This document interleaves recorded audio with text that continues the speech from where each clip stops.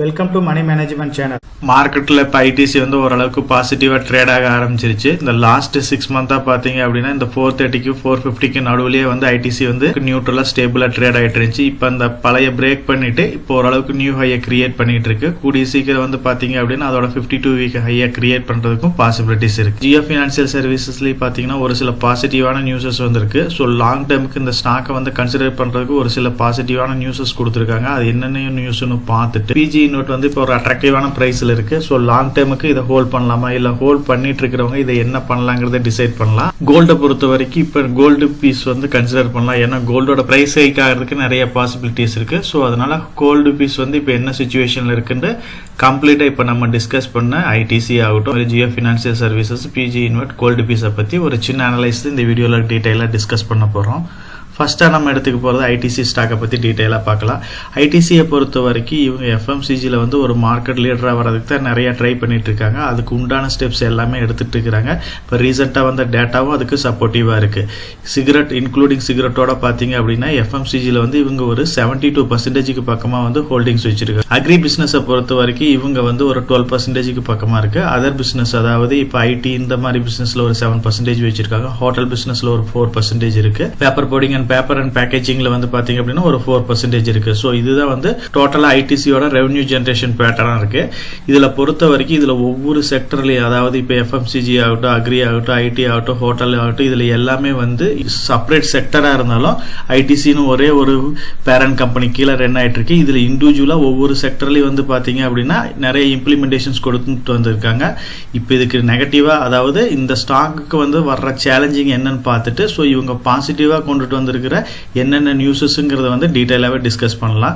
First பொறுத்த வரைக்கும் ITC வந்து ஒரு ஆல் டைம் ஹையை கிரியேட் பண்ணுச்சு. ஐடிசியை பொறுத்த வரைக்கும் 52 வீக் வந்து நியர்லி 500 பக்கமா போச்சு. ஸோ அந்த டைம்ல பாத்தீங்க அப்படின்னா இவங்க ஹோட்டல் பிசினஸ் வந்து டீமர்ஜ் பண்ற மாதிரி சொல்லியிருந்தாங்க. அதாவது ஐடிசியில இருந்து ஐடிசி ஹோட்டல் வந்து டீமர்ஜ் பண்றேன்னு சொல்லியிருந்தாங்க.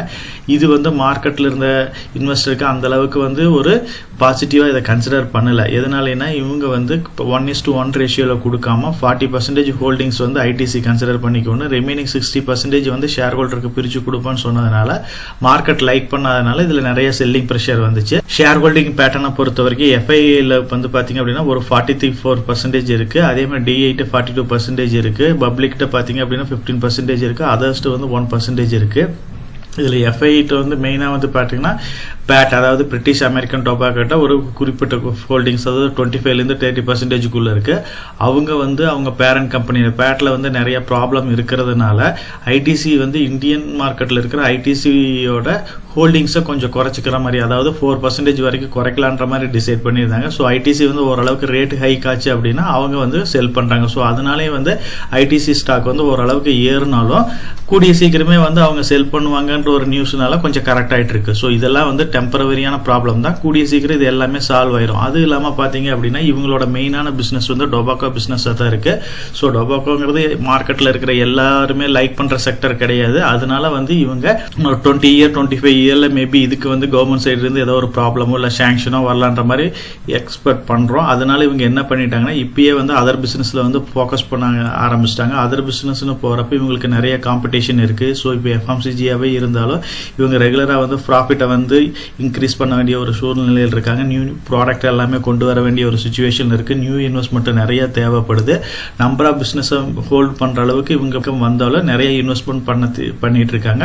ஸோ இது எல்லாமே வந்து இவங்களுக்கு ஒரு சேலஞ்சிங் ஃபேக்டரா இருக்கு. அது இல்லாம இந்த ஸ்டாக் வந்து கொஞ்சம் ரேட் ரைஸ் ஆனாலும் British American tobacco selling pressure இருக்கிறதுனால ஓரளவுக்கு கரெக்ட் ஆயிட்டு இருக்கு. ஐடிசியை பொறுத்த வரைக்கும் இந்த ப்ராப்ளத்தை எல்லாமே நமக்கு மார்க்கெட்ல கிடைச்ச வாய்ப்பா பயன்படுத்திக்கிட்டு நம்மள மாதிரி ரீட்டைல் பர்சன் எல்லாமே இதை பை பண்றதுக்கு ஒரு கரெக்டான ஆப்பர்ச்சுனிட்டியா யூஸ் பண்ணிக்கணும்.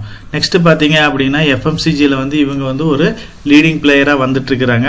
அது இல்லாம பாத்தீங்க அப்படின்னா ரீசெண்டா வந்து இவங்க தேர்ட் மோஸ்ட் வேல்யூபிள் கம்பெனியா மாறி இருக்கிறாங்க. இவங்க வந்து இவங்களோட பேரண்ட் கம்பெனியான பிரிட்டிஷ் அமெரிக்கன் டொபாக்கோ வந்து ரீப்ளேஸ் பண்ணிட்டு தேர்ட் பொசிஷனுக்கு வந்திருக்காங்க. அது இல்லாம எஃப்எம்சிஜி செக்டரை பொறுத்த வரைக்கும் இவங்க Adani Wilmar Britannia barely product இது எல்லாமே வந்து பீட் பண்ணியிருக்கிறாங்க. இப்போ ரீசெண்டா வந்த ரிப்போர்ட்ல ஃபுட் ஸ்பைஸ்ல வந்து டொமஸ்டிக் வைஸ் வந்து ஒரு லீடிங் பிளேயராக இருக்கிறாங்க. அது இல்லாமல் பார்த்தீங்க அப்படின்னா லாஸ்ட் டைம் வந்து 4th பிளேஸில் இருந்தவங்க இந்த டைம் வந்து இந்த கம்பெனிஸ், அதாவது இப்போ நம்ம டிஸ்கஸ் பண்ண அதானி வெல்மர் ஆகட்டும், பிரிட்டானியா, பார்லி ஆகட்டும், இது எல்லாமே பீட் பண்ணி ஃபர்ஸ்ட் பிளேஸில் வந்திருக்காங்க. ஸோ எஃப்எம்சிஜி செக்டரை பொறுத்த வரைக்கும் இவங்க ஒரு லீடிங் பிளேயராக வந்துட்டு இருக்காங்க.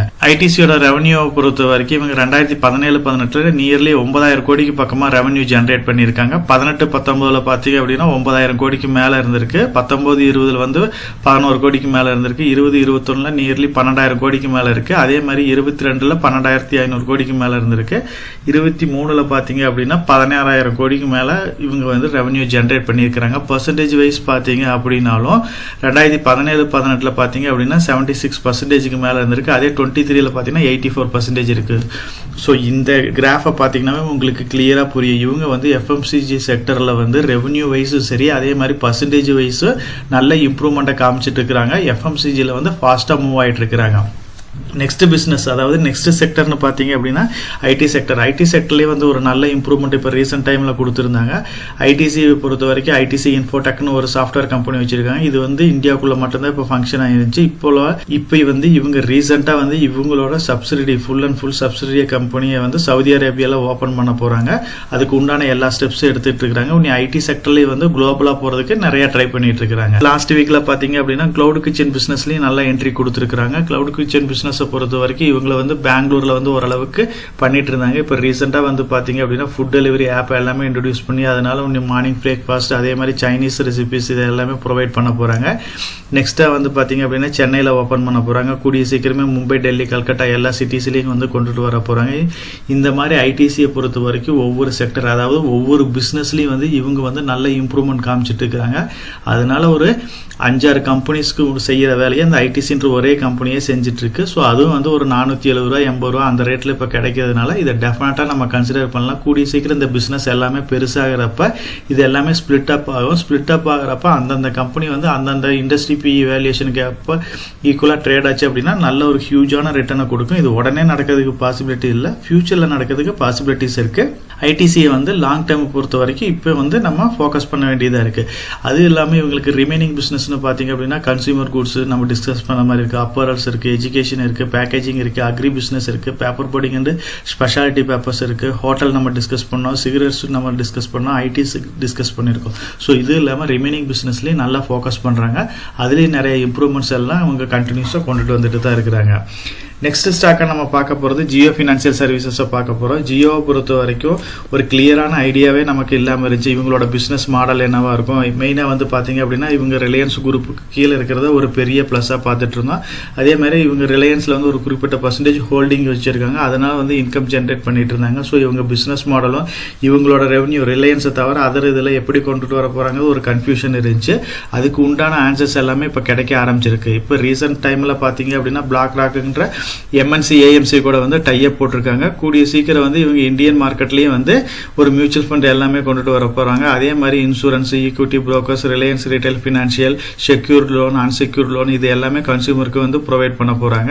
பிளாக் ராக்கோட சேர்ந்து இப்போ வந்து இவங்க ஒரு மியூச்சுவல் ஃபண்ட், அதாவது mutual fund company AMC company வந்து கிரியேட் பண்ண போகிறாங்க. அதுக்கு உண்டான அப்ரூவல் எல்லாமே நெக்ஸ்ட் மந்த்தில் கிடைக்கும்னு இப்போ தான் வந்து லாஸ்ட் வீக்கில் வந்து ஒரு நியூஸ் கிடைச்சிருக்கு. அப்படி கிடைக்கிறப்ப இவங்களோட பிஸ்னஸ் மாடல் எல்லாமே ஒன் பை ஒன்னாக இம்ப்ளிமெண்ட் ஆக ஆரம்பிக்குது. அப்படி ஆகிறப்ப இதோட ஃபியூச்சர் growth நல்லா இருக்கும். ஜியோ ஃபினான்ஷியல் சர்வீசஸும் இப்போ ஒரு அட்ராக்டிவான ரேட்டில் தான் ட்ரேட் ஆகிட்டு இருக்கு. ஜியோ ஃபினான்ஷியல் சர்வீசஸை பொறுத்த வரைக்கும் அவங்க ரிலையன்ஸ்லேருந்து டீமர்ஜ் பண்ணாங்க. அப்போ வந்து இந்த ஸ்டாக்கை நம்ம டீட்டெயிலாகவே டிஸ்கஸ் பண்ணோம். 180 210 வரைக்குள்ள நமக்கு கிடைச்சிச்சு அப்படின்னா லாங் டைமுக்கு இதை நம்ம ஹோல்ட் பண்ணலாம். ஹோல்ட் பண்ணவங்க வெயிட் பண்ணால் அப்படின்னா 1 or 2 இயர்ஸில் நல்ல இம்ப்ரூவ்மெண்ட் காமிக்கணும். அதுக்கு உண்டான ஸ்டெப்ஸ் எல்லாமே இப்போ கிடைச்சிட்டு இருக்கு. அதே மாதிரி இந்த ஸ்டாக்கை வந்து லெவல் பை லெவல் எப்படி அக்குமுலேட் பண்ணுங்கிறத பற்றி நம்ம டீட்டெயிலாகவே டிஸ்கஸ் பண்ணியிருக்கோம். இந்த 2 வீடியோவுமே நம்ம சேனலில் அவைலபிளாக இருக்கு. இதில் வந்து ஜியோ ஃபினான்ஷியல் சர்வீசஸோட ஃபண்டமெண்டலாக கம்ப்ளீட்டாக அனலைஸ் பண்ணியிருப்போம். ஐடிசியை பொறுத்த வரைக்கும் இது லாங் டைமுக்கு ஹோல்ட் பண்ண வேண்டிய ஒரு ஸ்டாக்ஸ் தான். இதை பற்றியே டீட்டெயிலாகவே நம்ம டிஸ்கஸ் பண்ணியிருக்கோம். ரிமைனிங் 2, அதாவது இப்போ பிஜி இன்வெர்ட்டை பொறுத்த வரைக்கும் நம்ம டீட்டெயிலாகவே டிஸ்கஸ் பண்ணியிருக்கோம். பிஜி இன்வெர்ட்டை பொறுத்த வரைக்கும் நம்ம வந்து இது வந்து ஒரு இன்வெஸ்ட்மெண்ட் ஸ்டாக்கு, க்ரோத் ஸ்டாக் கிடையாது அப்படிங்கிறத நம்ம தெளிவாகவே சொல்லியிருக்கிறோம். நீங்கள் எஃப்டி இந்த மாதிரி இதில் இன்வெஸ்ட் பண்ணுறதுக்கு பதிலாக நீங்கள் பிஜி இன்வெர்ட்டில் இன்வெஸ்ட் பண்ணோம் அப்படின்னா நமக்கு வந்து ஒரு 10 to 11% ரிட்டர்ன் கிடைக்கிறதுக்கு வாய்ப்பு இருக்குது அப்படின்னு டிஸ்கஸ் பண்ணோம். ஆனால் வந்து ஸ்டாக் க்ரோத் வந்து அந்தளவுக்கு இருக்காதுன்னு நம்ம டிஸ்கஸ் பண்ணோம். 140, 120, 110 அந்த ரேஞ்சில் வர்றப்பெல்லாம் நம்ம இதை பெருசாக டிஸ்கஸ் பண்ணல. 100 rupees வந்தப்போ நம்ம இதை வந்து மேபி இனிமேல் கன்சிடர் பண்ணலாம்னு நம்ம டிஸ்கஸ் பண்ணோம்.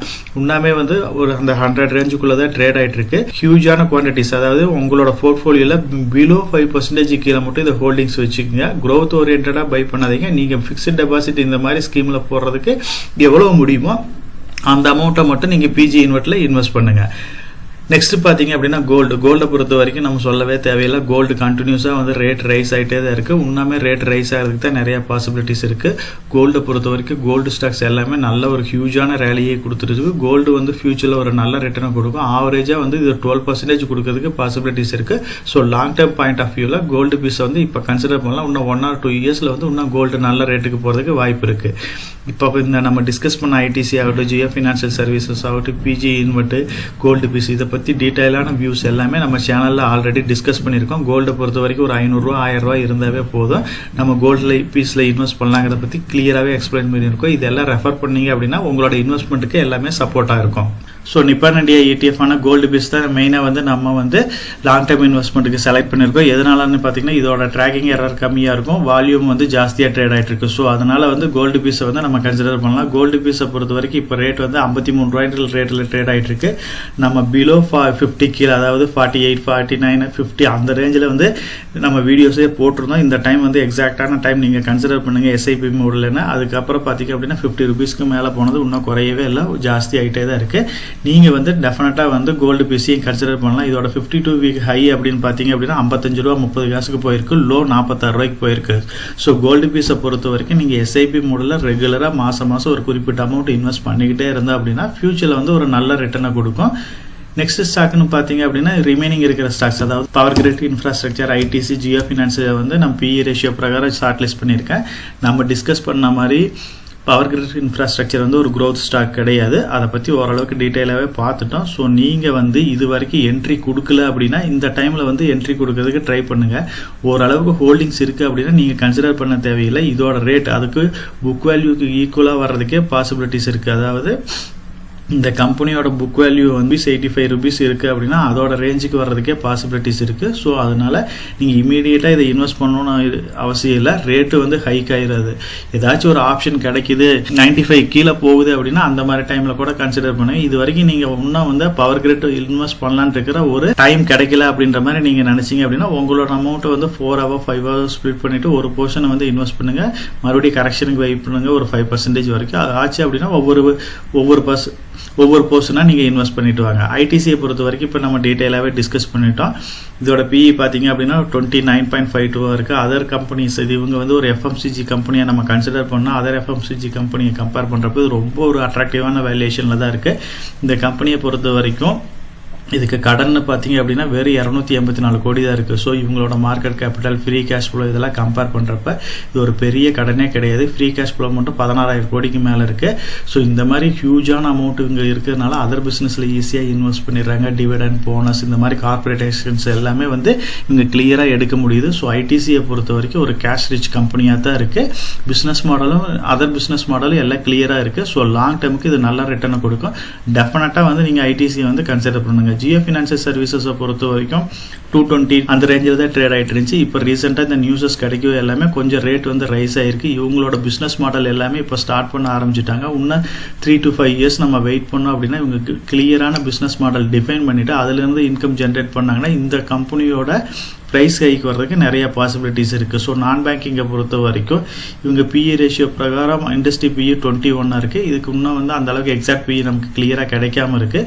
இவங்களுக்கு கடன் இல்லாமல் இருக்கிறது ஒரு பெரிய அட்வான்டேஜஸாக பார்க்குறோம். ஸோ இப்போ நீங்கள் இமீடியட்டாக பார்த்தீங்க அப்படின்னா ஐடிசியை கன்சிடர் பண்ணுங்கள். அதே மாதிரி ஜியோ ஃபினான்ஷியல் சர்வீசஸை கன்சிடர் பண்ணலாம். பவர் கிரிட்டை பொறுத்த வரைக்கும் நீங்கள் உங்களோட போர்ட்ஃபோலியோ எப்படி நீங்கள் டிஃபைன் பண்ணியிருக்கிறீங்களோ இல்லை இருக்குதா, ஹோல்டிங்ஸ் இருக்குதா இல்லையா, அதுக்கு தகுந்த மாதிரி இப்போ நம்ம டிஸ்கஸ் பண்ண மாதிரி இன்வெஸ்ட் பண்ணுங்கள்.